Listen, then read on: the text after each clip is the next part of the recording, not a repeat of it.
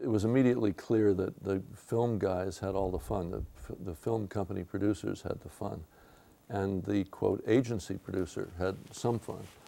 And by a miracle, the agency that I got into, the agency producer had left and there was nobody there. And so with my vocabulary of film words, you know, the grammar of film was one of the awful books that I read. I bet I've read books that you guys have been forced to read, but the grammar of the film was one of the worst. And with my grammar of film, I was able to be very impressive to the agency guys and persuade them that I knew a lot about film. So they made me the agency producer. And so I worked with a lot of film companies and wrote TV commercials, because when you first start, you're writing horrible things, you know, print ads and counter cards and stuff like that. So with good speed, I got myself into writing broadcast radio and television. And it was clear that being a film company would be the thing to be. And the agency did one thing that really infuriated me. I thought I had a chance of immortality, and I thought they were too dumb to see it. And that was my excuse for bolting and trying to start my own company, which originally was called Leopard Studios, because we made spots. Some couple of pals of mine, I rounded up to do that. Much like, you know, starting a folk group, you persuade people that, you know, they ought to be in the film business. It could be great. Come on, you know about the sound. You can be the sound man, and you loan me that camera. You be the cameraman. Okay.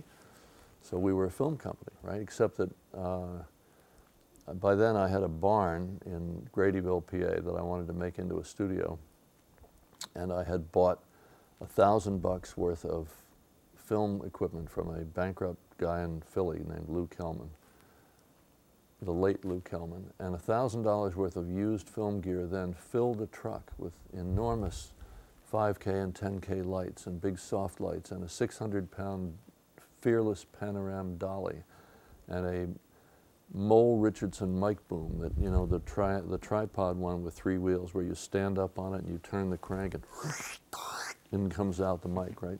Except that the wires were all screwed up and none of us could figure out how to run the wires. So that became a big drama to try and get the mic boom working. And we had cucalorises to make shadows of foliage, and we had a Robbie geared head that none of us could figure out how to use. And we had a Rommel era Arriflex camera.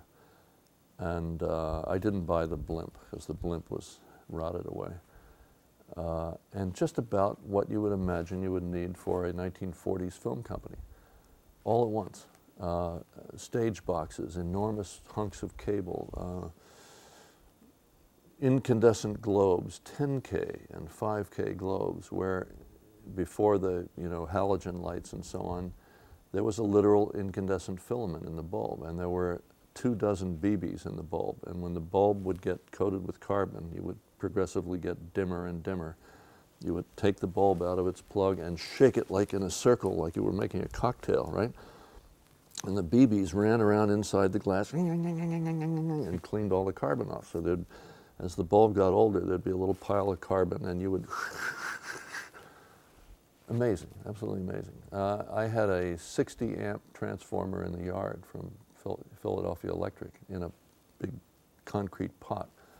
And my friend, who I designated cameraman, also worked for Philadelphia Electric, so he ran triplex over and hooked up the barn so we had power, right? And the first thing we did was fire up all these lights. And as we're exulting over how bright and how fabulous they are, we hear a boiling sound, which was coming from the pot in the yard. We had boiled my transformer. You know, we were pulling 100 amps, and you know, they boil like you were making coffee, right? So, oh Christ! So we turned everything off and blah blah blah blah blah blah. It all went back. It didn't hurt it, I guess. So I kind of had the means to persuade me that I was a film company. I just had no jobs. And as soon as I left the agency, I commenced to starve again, you know. I had no money, I had no heat in the barn. I had done some animated commercials in England, so I knew how to stop motion animate, and the only jobs we could get were stop motion animating toys in the cold on my knees, you know, moving them a tiny increment and lopping off a frame with my 51 Bolex. So it was not, that didn't live up to expectations. And then I accepted an offer to be a director with one of the suppliers, one of my film company friends in Baltimore, for a company called BF&J, and I directed for them for 6 months. And that was a more prosperous operation, and at the time then I finally got a reel together as a director. And then 6 months later I finally got an offer from Rumrell Hoyt for the amount that I had demanded when they wanted me to stay, and which they had turned down. And at that point I turned it down. I realized that I could probably make it as a film company and, you know, never look back.